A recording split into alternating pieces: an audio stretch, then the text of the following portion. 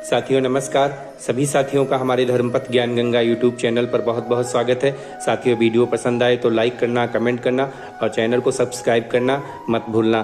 साथियों वनवास के दौरान जब श्री रामचंद्र जी चित्रकूट में कुटी बनाकर निवास कर रहे थे, तब भरत राम को अयोध्या वापस लाने के लिए चित्रकूट पहुंचते हैं और राम को मनाने के लाखों उपाय करते हैं।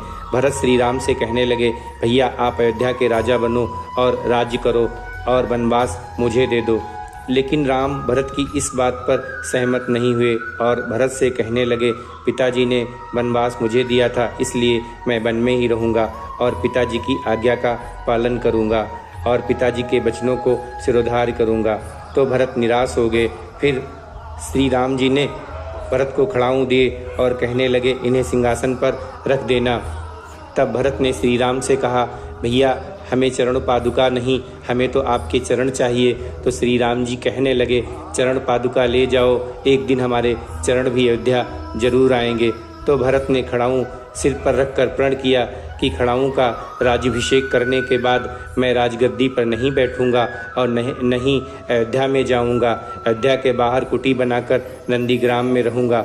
भरत को महसूस हो रहा था कि हम राम और सीता को अपने साथ ले आए हैं। अयोध्या में आने के बाद उन्होंने खड़ाऊँ का राज्याभिषेक किया। सिंहासन पर 14 वर्ष तक खड़ाऊँ को स्थापित रखा। वे खड़ाऊँ कोई साधारण खड़ाऊँ नहीं थे, राम जी का स्वयं अवतार थे।